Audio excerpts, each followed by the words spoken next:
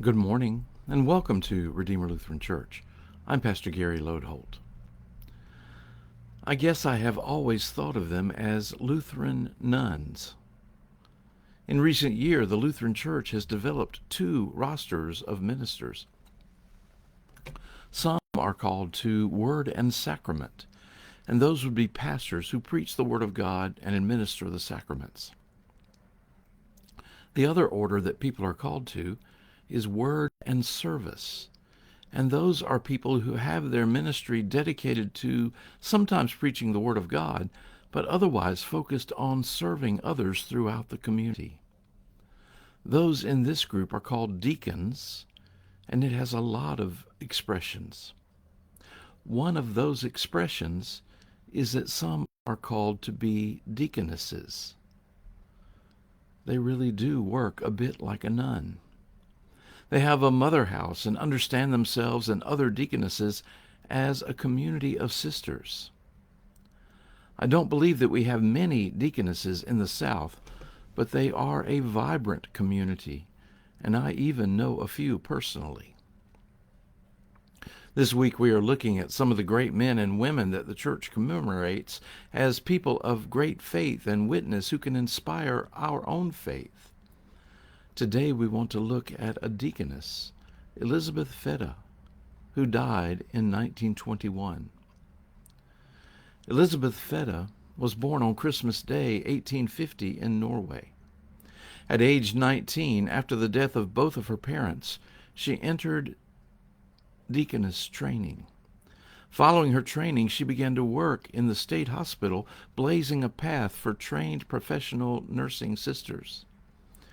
During a typhoid epidemic in 1877, she nursed a young typhoid victim back to health. In the following year, she founded a hospital in a remote area of northern Norway.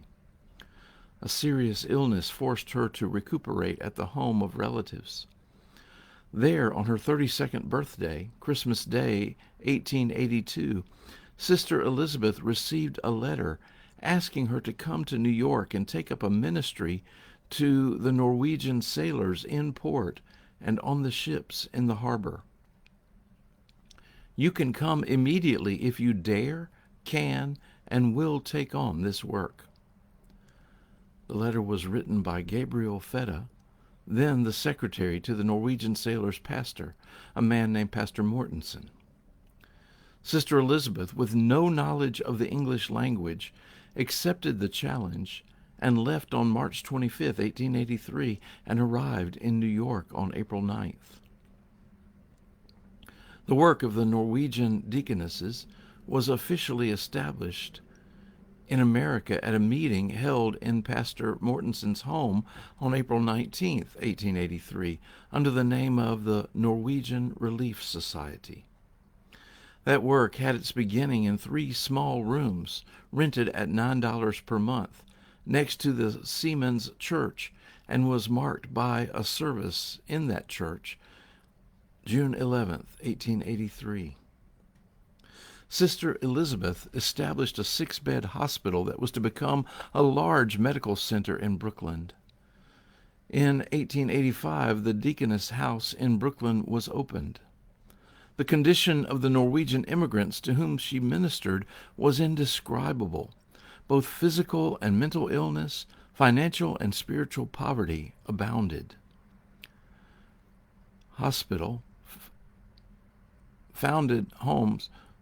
Now, in addition to her work with Norwegian sailors, she visited Ward Island Immigrant Hospital, founded homes for widows and orphans, collected and distributed food and clothing to the poor, made burial arrangements, taught Sunday school, and solicited funds for ship fares for the disillusioned sailors who wanted to return home.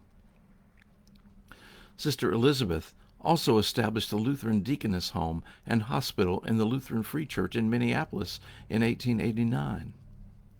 Sister Elizabeth, plagued by ill health, returned to Norway in November of 1895. She died at her home on February 25, 1921.